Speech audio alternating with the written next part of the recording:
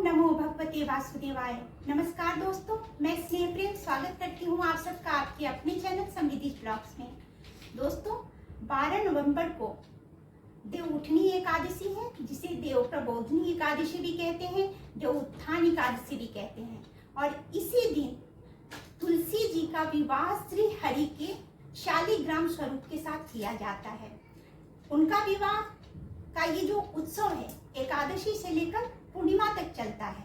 तो आज के वीडियो में हम देखेंगे कि किस तरह से भगवान श्री हरि का तुलसी जी के साथ विवाह होता है। बड़ी ही सरल विधि से इस सारी पूजा को मैं दिखाऊंगी आपको, एक एक करके हर बात को आपको मैं दिखाऊंगी। तो बने रहिएगा वीडियो में मेरे साथ, पूरी वीडियो देखिएगा। और अच्छी लगेगी वीडियो तो लाइक कीजिएगा, शेयर कीजिएगा, कमेंट कीजिएगा। इस विवाह उत्सव के बाद भगवान श्री हरि को और तुलसी माता को बधाई दीजिएगा और सब्सक्राइब कीजिएगा मेरे चैनल को। तो चलिए हम देखते हैं कि कैसे सरल विधि से माता की पूजा की जाएगी, उनका विवाह रचाया जाएगा। तो दोस्तों, हम सबसे पहले पूजा करने के लिए तुलसी माता है और भगवान श्री हरि का फोटो रखेंगे। शालिग्राम का फोटो नहीं मिलता तो विष्णु जी का फोटो रखेंगे। ध्यान रखना है हमें कि विष्णु जी का अकेला फोटो होना चाहिए। इस तरह से ऐसा नहीं हो कि माता लक्ष्मी के साथ हो, बिल्कुल सिंगल उनका होना चाहिए, क्योंकि विवाह रचाना है उनका। ठीक है, तो ऐसा आप फोटो लेंगे। अब सबसे पहले क्या होता है कि हमें कलश स्थापना करना है, क्योंकि जब विवाह करते हैं हमारे घर में विवाह का कार्यक्रम है तो सबको आमंत्रित करेंगे, सभी देवताओं को आमंत्रित करेंगे। तो इसलिए हम कलश स्थापित करेंगे, क्योंकि बिना आमंत्रित किए, बिना सबके आए हुए विवाह का उत्सव कैसे मनाया जाएगा। विवाह में तो सबका आना आवश्यक है ना। तो सभी के आमंत्रण के लिए हम कलश स्थापित करेंगे। तो देखिए, इस कलश में मैंने पहले गंगा जल डाल करके जल डाल दिया है। यहाँ कंठ पे मौली बांध दिया है और स्वास्तिक बना लिया है। आप ऐसे कलश बनाएंगे, ऐसे आपने हर पूजा में कलश बनाया होगा तो आपको इसका पता होगा। अब पता है कि कलश में हमें एक सुपारी रखनी है। सुपारी में माँ लक्ष्मी का निवास होता है, वास होता है, इसलिए हमें सुपारी रखनी है। ये हल्दी की गांठ रखनी है और पैसा रखना है, पैसा जरूर रखना है। और थोड़ी सी इसमें रोली डाल देंगे और थोड़ा सा हल्दी डाल देंगे। ऐसे हल्दी तो मैंने गांठ डाला है तो इसको डालने की आवश्यकता नहीं है, हल्दी गांठ डाला है मैंने।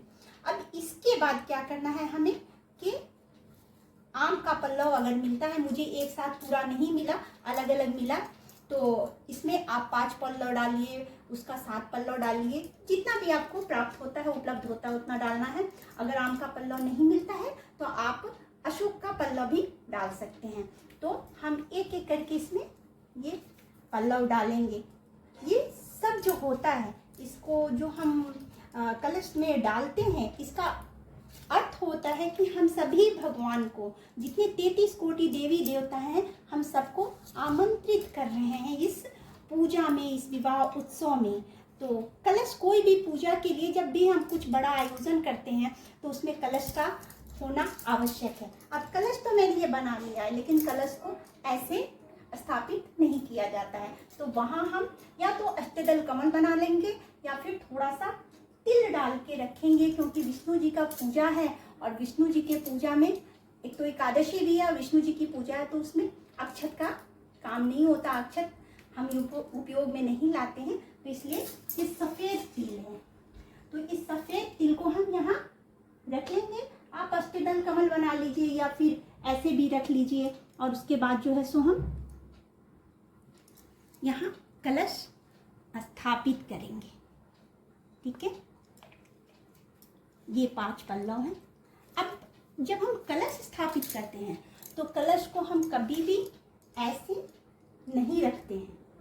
कलश पर हम हमेशा ही पात्र में अनाज भर के रखते हैं और उसको कलश के मुख पे रखते हैं।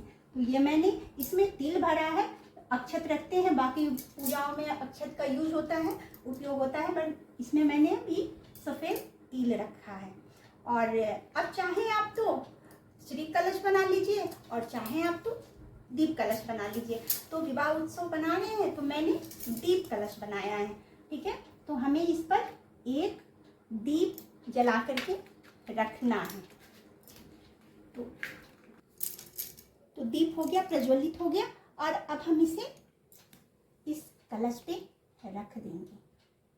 ठीक है, हमारा ये दीप कलश बनकर तैयार हो गया है, यानी कि देवताओं को आमंत्रित हमने किया है। अब इसमें हम थोड़ा हाथ जोड़ लेंगे और एक बार भाव के साथ उनका आह्वान कर लेंगे कि सभी कोटि देवी देवता, 33 कोटि देवी देवता, सभी जितने भी प्रभु हैं, जितने भी भगवान हैं, सभी इसमें विराजमान हो, और भगवान श्री हरि के साथ जो माता लक्ष्मी का हम विवाह रचा रहे हैं उसे संपन्न कराने की हमें इजाजत दें, हमें आज्ञा दें, और हम भली भांति उनका ये विवाह रचा सकें। ये कह करके हम प्रणाम करेंगे। अब बात आती है कि जब हम कलश स्थापित करते हैं तो कोई भी जब पूजा की जाती है तो सबसे पहले गणेश जी की पूजा की जाती है, गणेश जी का आह्वान किया जाता है। तो अब हम गणेश जी का आह्वान करेंगे। गणेश जी के लिए हम क्या करेंगे कि एक पान का पत्ता लेंगे और इस पान के पत्ते को हम यहाँ रखेंगे आसन स्वरूप, और अब हम गणेश जी को इस पर विराजमान करेंगे। मेरे पास ये छोटे से गणेश जी हैं तो मैं इन्हें यहाँ विराजमान कर रही हूँ। अगर आपके पास गणेश जी की मूर्ति नहीं है तो आप सुपारी से, उस सुपारी में आप मौली धागा लपेट करके गणेश जी को बना करके यहाँ स्थापित कर सकते हैं। अब हमने गणेश जी को स्थापित कर दिया है। अब क्या है, अब वर के आने की बात है। अब बिना वर के विवाह का होना असंभव है, तो अब गणेश जी भी आ गए, कलश भी स्थापित हो गया, तो हम वर को आमंत्रित करेंगे कि अब वर जो है हमारे यहाँ मंडप में आए। देखिए ये मंडप है, ये मंडप मैंने गन्ने के इससे बनाया है, गन्ना से मंडप बनाया जाता है। माता तुलसी का जब भी विवाह रचाया जाता है तो गन्ने से बनाया जाता है मंडप। अगर गन्ना आपके पास उपलब्ध है तो बहुत अच्छी बात है। हालांकि जहाँ छठ हुआ है तो वहाँ तो गन्ना आसानी से उपलब्ध है, और भी जगह मिल जाता है, लेकिन अगर उपलब्ध नहीं हो पा रहा है गन्ना तो कोई बात नहीं है, आप ऐसे भी कीजिए। और विवाह है तो झंडा भी लगाना जरूरी है, सजाते हैं हम घर को, तो उस तरह से ये मैंने मंडप बनाया। अब श्री हरि को जो है, भगवान विष्णु को हमें लाना है, वर आने वाले हैं, तो वर को ऐसे तो हम लाएंगे नहीं, तो यहाँ मैंने उनका आसन बिछाया है और उनको गा करके, सखियाँ गा करके बुलाएंगी कि वर आ रहे हैं, तो गा करके आए। तो उनको हम बुलाते हैं कि सखी रे आज त्रिभुवन स्वामी पाहुन, सब मिली चौकारे पुराव, सब मिली चौकारे पुराव, सब मिली पाहुन कोरी बुलाओ। तो पाहुन विराजमान हो चुके हैं, भगवान विष्णु विराजमान हो चुके हैं। अब जब वर आ जाते हैं, जब वर का आगमन हो जाता है कन्या के घर में, तो वर का सभाखन किया जाता है, उनका स्वागत किया जाता है। तो स्वागत करने के लिए हम सबसे पहले हल्दी का चंदन पहले यहाँ गणेश जी को लगाएंगे, गणेश जी को, और उसके बाद भगवान विष्णु को। इसी तरह से हम यहाँ चंदन जो है, रोली जो है, भगवान गणेश जी को लगाएंगे और भगवान विष्णु को चंदन लगाएंगे, और फिर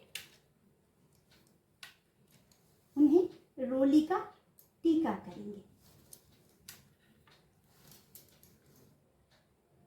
अब हम वहाँ पे अक्षत तो लगा नहीं सकते हैं, इसलिए हम यहाँ तिल लगा देंगे। ठीक है, अब हमारे वर का सभाखन हुआ।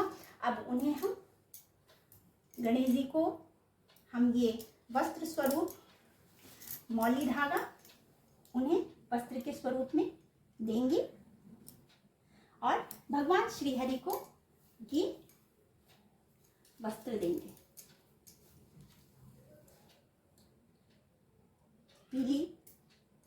पीले रंग का वस्त्र उन्हें प्रदान करेंगे हम।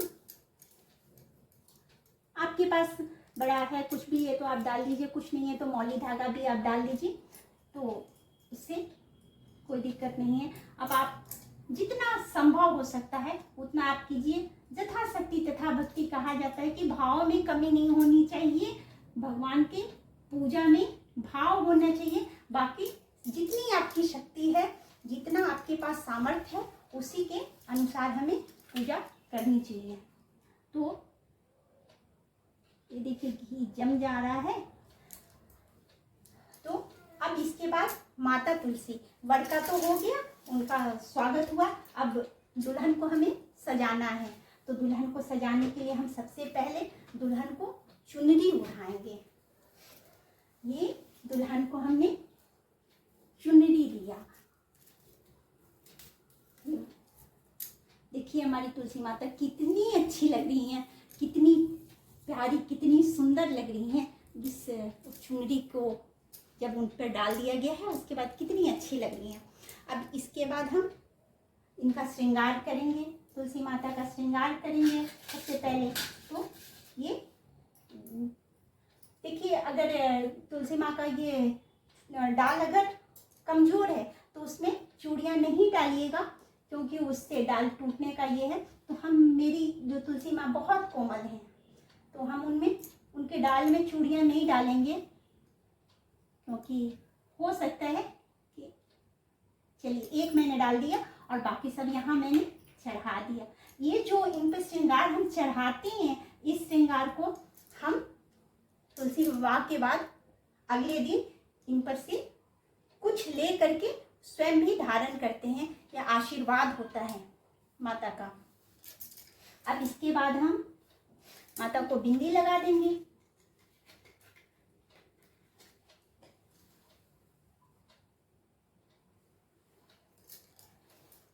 देखिए ये हमने कर दिया, माता का श्रृंगार किया। अब एक और चीज होता है कि हम पुष्प अब लोगों पर अर्पित करते हैं, उसके बाद विवाह का कार्यक्रम शुरू करेंगे। अभी तो हमने इन्हें सजाया है, दूल्हे को भी सजाया, दुल्हन को भी सजाया, तो वर और कन्या दोनों का श्रृंगार हो चुका है। अब इसके बाद हम विवाह का आयोजन करेंगे, जो विवाह का हमें कार्यक्रम करना है उसे करेंगे। तो अब हम पहले सब पे पुष्प चढ़ाएंगे। तो यहाँ गणेश जी को मैंने लाल रंग का पुष्प चढ़ा दिया, भगवान श्री हरि को, भगवान विष्णु को पीला पुष्प चढ़ाया, माता को भी मैंने सफ़ेद, लाल, पीला, हर तरह का पुष्प है उन्हें हमने अर्पित कर दिया, ये हमने सजा दिया। अब इसके बाद हमें क्या करना है कि अब वर आ चुके हैं और कन्या भी आ चुकी है, तो हमें वरमाला करवाना है, क्योंकि वरमाला जो होता है ये हमारे सनातन धर्म में है। हम जो भी पौराणिक कथाएं पढ़ते हैं उसमें बताया जाता है कि कन्या जो है सो वर को माला डालती है, वर के गले में माला डालती है, तो हम वरमाला कराएंगे। अब देखिए, आप जो है सो ऐसा भी बना सकते हैं कि चौकी आप बगल में रख कर के तब बाएं तरफ आप तुलसी माँ को स्थापित करें। मैंने बहुत ही सरल विधि से बताया है, इसलिए मैंने चौकी को नीचे किया है। और जहाँ पे नहीं उपलब्ध है चौकी या जगह नहीं है, हम तुलसी चबूतरा जहाँ है और चबूतरे पर जब हम पूजा करते हैं तो हम ऐसे ही भगवान विष्णु को, श्री हरि को ऐसे ही वहाँ रख करके पूजा करते हैं। इसलिए आप कम जगह में, थोड़ी सी जगह में भी बिना चौकी के भी आप आसानी से पूजा कर सकते हैं। ये देख लीजिए, ये चौकी मैंने बिछाया। अगर चौकी की आवश्यकता नहीं है, आप नीचे भी चौका पूर के आप वहाँ पर, या फिर जमीन है तो आप गेरू मिट्टी जो होती है, गेरू मिट्टी से धो लीजिए, उसको वहाँ पे लीप लीजिए और वहाँ पर हम कर सकते हैं। इसके अलावा अगर आपके यहाँ तुलसी चबूतरा है तो तुलसी चबूतरे को सजाते हैं और उस पर कई दोहे लिखते हैं, तो वो दोहा लिख करके हम पूजा कर सकते हैं। जितनी सामर्थ्य है, जितना जो भी जगह है उसके हिसाब से ही हम पूजा करेंगे। तो अब आइए हम वरमाला करवाते हैं। तो कैसे वरमाला करवाना है, ये मैंने 2 माला बनाया है। देखिए, भाव भी वैसा ही आता है, जैसे कि पूजा कर रहे हैं तो ऐसा भाव आ रहा है जैसे कि घर में विवाह हो रहा है। तो यही भाव आपको रखनी है। अब सबसे पहले में क्या करना है कि तुलसी माँ से ऐसे स्पर्श करा करके भगवान श्री हरि को हम ये माला पहनाएंगे। और अब भगवान श्री हरि से स्पर्श करा करके अब ये माला हम तुलसी माँ को पहना देंगे। ठीक है, अब हो गया वरमाला। वरमाला की प्रक्रिया हुई। अब हमें क्या करना है कि अब इनका हमें विवाह संपन्न करवाना है।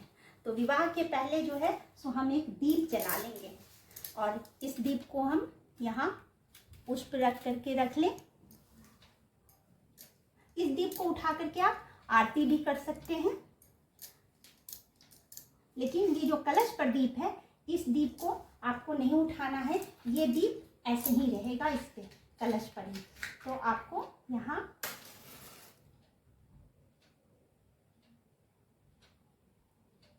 ये दीप मैंने जला लिया। अब इसके बाद हमें क्या करनी है कि वरमाला का काम हो गया। अब हमें इनका विवाह करवाना है। तो विवाह करवाने के लिए हमें क्या करना है, पहले भगवान श्री हरि से स्पर्श करवा करके और ये सिंदूर जो है माता तुलसी को लगानी है। तो ये मैंने स्पर्श कराया और इस सिंदूर को लेकर के तुलसी माँ की इस पे हमने लगा दिया।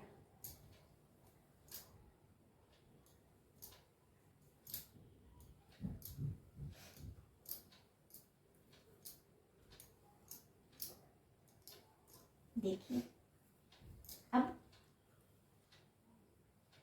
कितनी अच्छी लग रही है ना तुलसी माँ, बिल्कुल दुल्हन की तरह।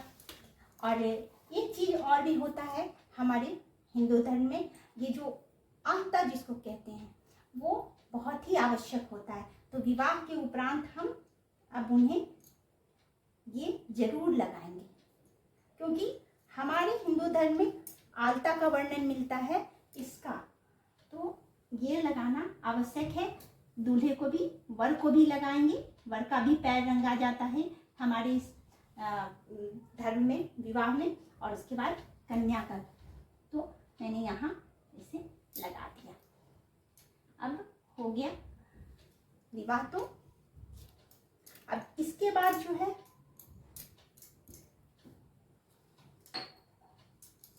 ये विवाह हुआ, हमने सिंदूर का ये करवा दिया, सिंदूर लग गया, भगवान विष्णु ने सिंदूर तो लगा दिया। अब हमें क्या करना है कि मंगलसूत्र देना है। अब मंगलसूत्र के स्वरूप हम क्या करेंगे, एक अगर आपके पास उपलब्ध है तो आप लेकर के आ जाइए।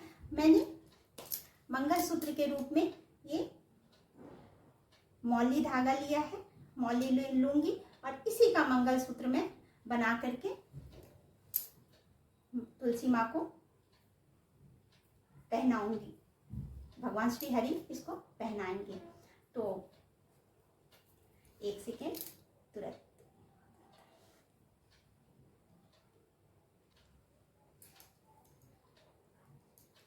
तो देखिए अभी हमने मंगलसूत्र बना लिया है और अब इसे श्री हरि से स्पर्श करवा करके माता तुलसी के गले में डालेंगे। तो ये श्री हरि ने स्पर्श किया और ये माला माँ लक्ष्मी के तुलसी माता के गले में आ गया।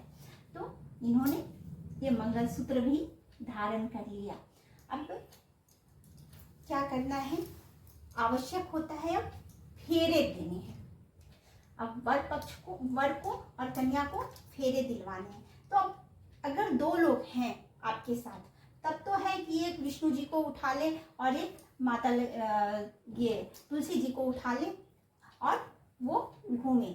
लेकिन जो विष्णु जी को उठाएंगे वो हमेशा पुरुष होंगे और जो तुलसी मैया का जो है ये उठाएंगे गमला वो स्त्री होंगी, वो महिला ही हो सकती हैं, वो पुरुष नहीं उठाएंगे। तो अब यहाँ संभव नहीं हो सकता कि हम दोनों को उठाएं। जैसा कि मैंने पहले ही कहा कि आप घर में अकेले स्वयं सरलता से पूजा कर सकते हैं। तो हमें करना क्या है कि ये मौली धागा लेना है और इन दोनों को 7 फेरे होते हैं, इन दोनों को हमें यहाँ ऐसे 7 फेरे दिलवाने हैं। भाव है कि फेरे पड़ रहे हैं, तो आप गाइए। सखिया त्रिभुवन पति पाहुन, सब मिली फेरे हो दिलाव, सब मिली आरती रे उतार, सब मिली आरती रे उतार। 3 बार हो चुके हैं। अब हमें ऐसे करके 7 बार ये फेरे दिलवाने हैं भगवान श्री हरि के साथ। ठीक है, ये ध्यान से कीजिएगा, ध्यान से करना है इसको। ये 7 फेरे जो होते हैं ये विवाह में आवश्यक होता है हमारे सनातन धर्म में। ये सनातन धर्म में जो 7 फेरे का ये प्रावधान है, इसका अर्थ है कि 7 वचन लिए जाते हैं। इन 7 वचन में बहुत सारी बातें होती हैं। अभी अगर मैं ये सारी बातें आपको बताऊंगी तो वीडियो बहुत लंबा हो जाएगा। तो ये फेरे पड़ गए, यानी कि विवाह जो है तुलसी जी का, तुलसी माता का विवाह संपन्न हुआ। लेकिन अभी एक और चीज बाकी है, क्योंकि इनके गठबंधन को भी, ये गठबंधन करना भी आवश्यक होता है। तो गठबंधन के लिए हम क्या करेंगे, थोड़ा सा इसमें एक बताशा मीठा सा ये रखते हैं, सुपारी रखते हैं।